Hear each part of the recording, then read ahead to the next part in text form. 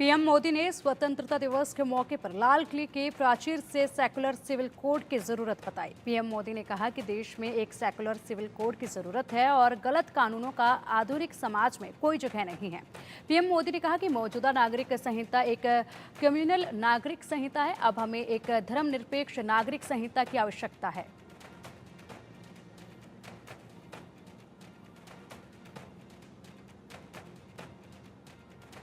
ये 4 तस्वीरें आपके सामने हैं। तस्वीरें आप देखिए। सबसे पहली तस्वीर जो है जब प्रधानमंत्री मोदी ऐतिहासिक लाल किले के प्राचीर पर पहुंचते हैं और ध्वजारोहण करते हैं, ये वो तस्वीर है। दूसरी तस्वीर आप देख रहे हैं और ध्वजारोहण के बाद जब हेलीकॉप्टरों से पुष्प वर्षा की जाती है वो तस्वीर है। और उसके बाद तीसरी तस्वीर गार्ड ऑफ ऑनर लेते हुए, हालांकि गार्ड ऑफ ऑनर प्रधानमंत्री मोदी ने पहले लिया था, उसके बाद ध्वजारोहण किया था। और उसके बाद चौथी तस्वीर आप देख सकते हैं जब प्रधानमंत्री मोदी लाल किले पे गए, उससे पहले बापू को नमन करने के लिए पहुंचे थे।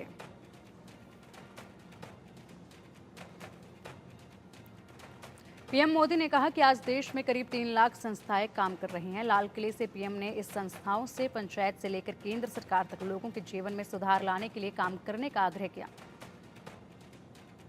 देश में करीब 3 लाख संस्थाएं काम कर रही है, चाहे पंचायत हो, नगर पंचायत हो, नगर पालिका हो, महानगर पालिका हो, यूटी हो, स्टेट हो, डिस्ट्रिक्ट हो, केंद्र, छोटी मोटी 3 लाख करीब इकाइयां हैं।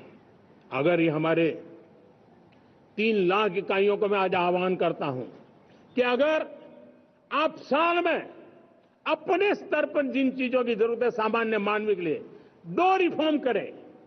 ज्यादा नहीं कह रहा हूं मेरे साथियों, एक पंचायत हो, एक राज्य सरकार हो, कोई विभाग हो, सिर्फ 1 साल में 2 रिफॉर्म और उसको जमीन पर उतारें।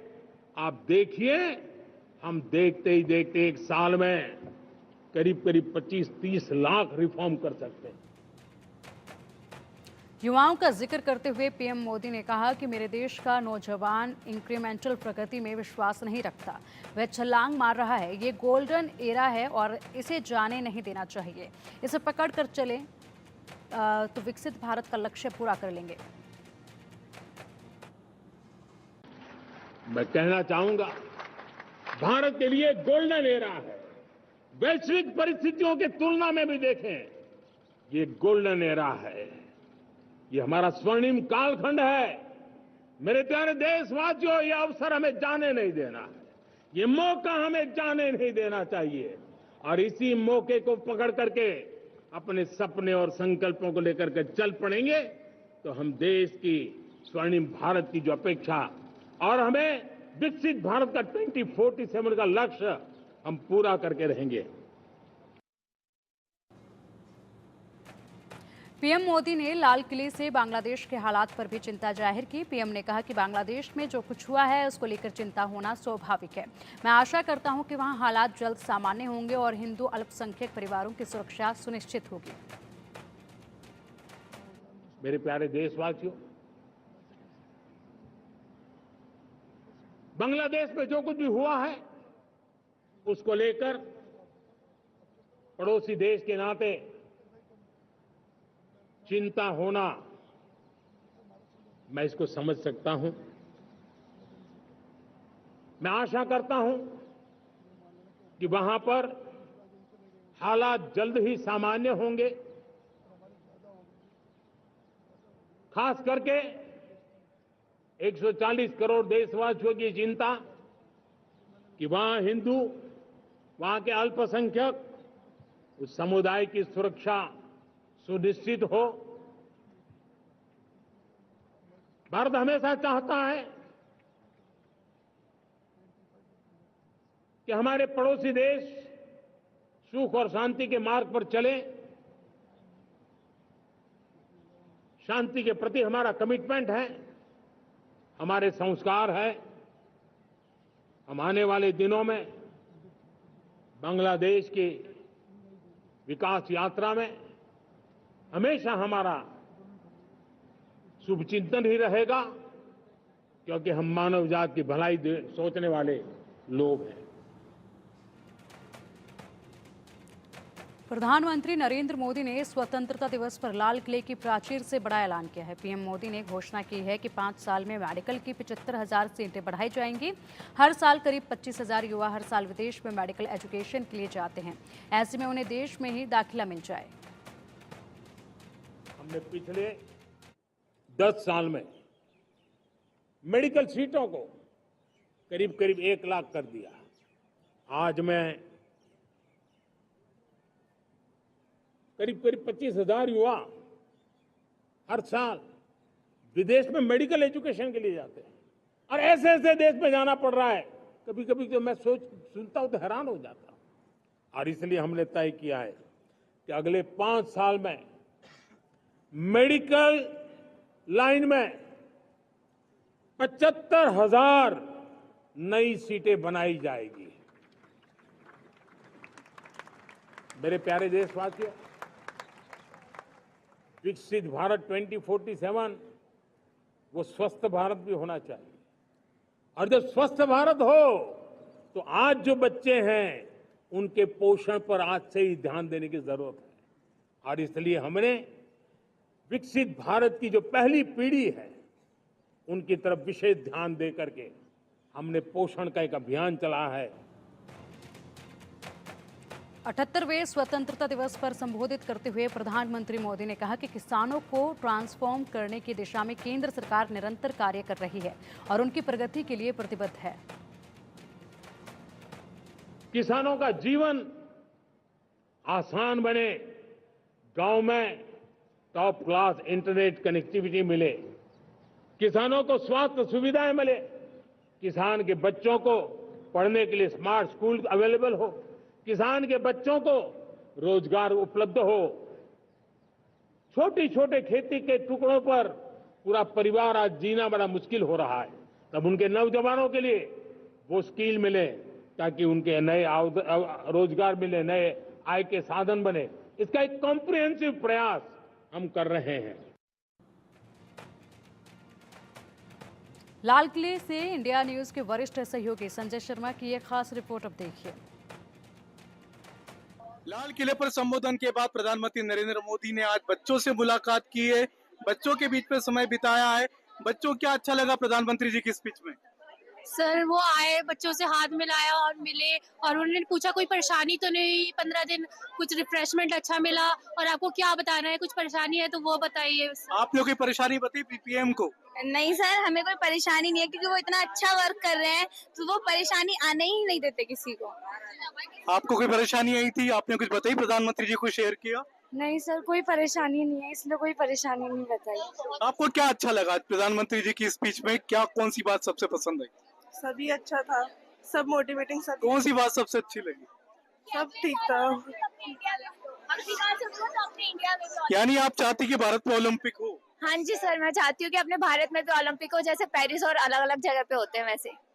आप ये भी चाहेंगे कि आप खुद भी खेलें उस ओलंपिक में? हाँ जी सर, मैं चाहूंगी कि मैं भी एक बार खेलूं। आज तो जितने पेरिस ओलंपिक के प्लेयर थे वो भी यहाँ पर आए, मौजूद थे। हाँ जी सर, मनु भांकर जी को भी देखा हमने सामने अभी।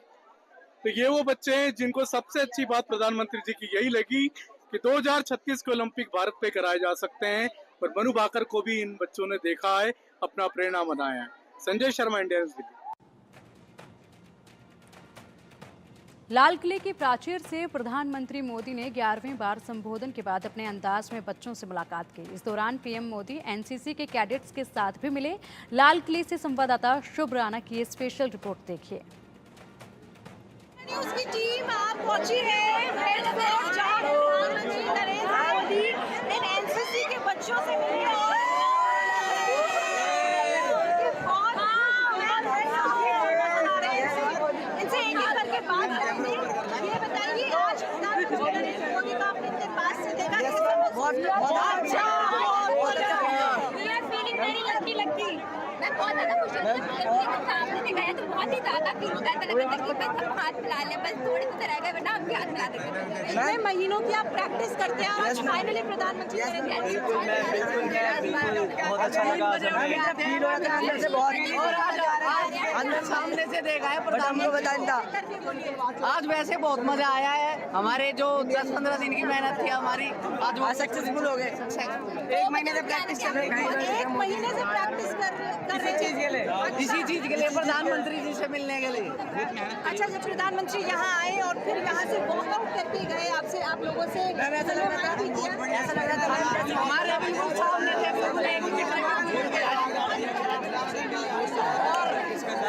और अभी जाके हम सब मिल चुके हैं तो काफी अच्छा लगा। बहुत अच्छा लगा। याद रखेंगे। चलिए ये बताइए, आप जोश कैसा है आप लोगों का? बढ़िया था एकदम। मोदी जी से मिलने की खुशी और ज्यादा थी। हमारी लाइफ के ये सबसे बड़ा अपॉर्चुनिटी था कि हमें मोदी जी से मिला यहाँ पे। आप बताइए, विकसित भारत की प्रधानमंत्री नरेंद्र मोदी ने बात कही, कैसे देखते हैं? मैं देखती हूँ भारत बहुत ही ज्यादा विकसित हो चुका है। ऐसा लगता है कि बस हमारे इंडिया से ऊपर कोई है ही नहीं। सामान पकड़ा। ऊंचा हमारा भारत ही है, उससे ऊपर तो कुछ है ही नहीं। और हम बहुत पकड़े मोदी जी के सामने देखती हूँ, बहुत ही ज्यादा खुशी होती है। चलिए, आप एनसीसी के बच्चों को सुन रहे थे जो यहाँ लाल किले पर बहुत उत्साहित नजर आए। 3 बजे ये उठ जाते थे। 1 महीने से ज्यादा की प्रैक्टिस के बाद आज जब फाइनली प्रधानमंत्री नरेंद्र मोदी को इन्होंने देखा तो देखिए गर्व की तस्वीर।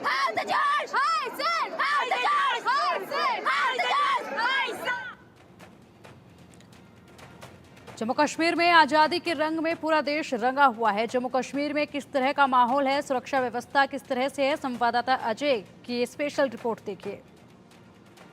भारत पाकिस्तान अंतर्राष्ट्रीय सीमा पर इस वक्त हम हैं और ये जीरो लाइन का इलाका है। यहाँ पर आज स्वतंत्रता दिवस के मौके पर आप देखेंगे फ्लैग होस्टिंग जो है वो शुरू हो रही है, जिसमें बीएसएफ के वो जांबाज जो लगातार सरहदों की सुरक्षा के लिए तैनात हैं और ख़ासतौर पे जम्मू कश्मीर में वहाँ जहाँ पाकिस्तान की तरफ से लगातार फायरिंग करके सिविलियंस को और बीएसएफ को निशाना बनाने की कोशिश की जाती रही, यहाँ से घुसपैठ के प्रयास किए जाते रहे, ड्रग्स और वेपन की स्मगलिंग के लिए लगातार पाकिस्तान जो है वो कोशिशें कर रहा था।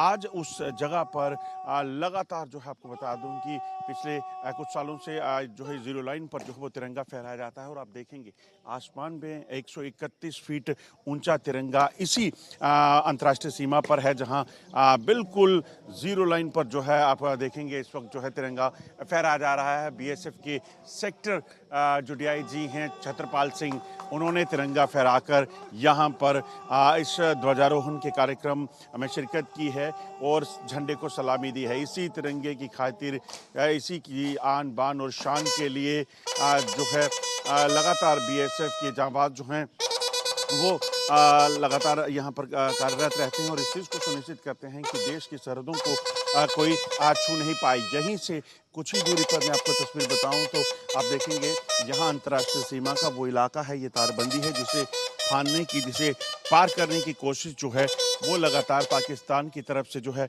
वो की जाती रही है। और ख़ास तौर पे ये मौका जो है ये इसलिए ख़ास हो जाता है क्योंकि इस जगह पर जहाँ पर जिसे लहूलुहान करने के लिए पाकिस्तान ने कई बार जो है प्रयास किया है, आज इस वक्त इस मौके पर जो है बीएसएफ के वही जांबाज जो लगातार अंतर्राष्ट्रीय सीमाओं की सुरक्षा पे रहते हैं, वो यहाँ पर सीमा प्रहरी आज देश की तिरंगे की खातिर जो मर मिटने के लिए तैयार रहते हैं वो यहाँ पर तैनात हैं और लगातार इस तिरंगे की आन बान और शान को बनाए रखने के लिए, तिरंगे को लगातार इसी तरीके से उड़ता ऊंचा रखने के लिए भारत पाकिस्तान सीमा से जो सिर्फ 100 मीटर की दूरी पर है, यहाँ पर आपको बता दूं कि एक बार फिर से शपथ ले रहे हैं कि देश में कोई भी नापाक हरकत पाकिस्तान करेगा तो उसको बख्शा नहीं जाएगा। देखिए यहाँ से सिर्फ चंद कदमों की दूरी पर पाकिस्तान का इलाका शुरू होता है। यहाँ पर पाकिस्तान कई बार जो है युद्ध विराम का उल्लंघन करके घुसपैठ, आतंकियों की घुसपैठ करने के लिए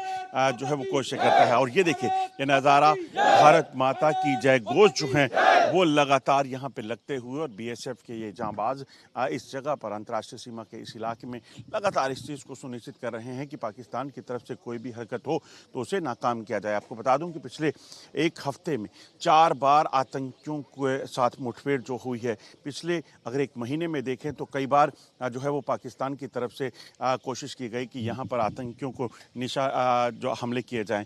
और अब DIG sector DIG Chhatrapal Singh जो हैं वो बीएसएफ के उन जांबाजों को यहाँ पर जो है मिठाई भेंट करते हुए, क्योंकि आज मौका बड़ा खास है, अंतर्राष्ट्रीय सीमा पर तैनात बीएसएफ के जांबाज जो हमेशा देश की सरहदों को सुरक्षित रखने की सुनिश्चित करते हैं, उन्हें ये मिठाई जो है वो देकर उनको शुभकामनाएं देते हुए आज स्वतंत्रता दिवस के मौके पर, और इस चीज़ को सुनिश्चित करते हुए कि देश की सरहदें, देश जो है वो इसी तरह से सुरक्षित रहे।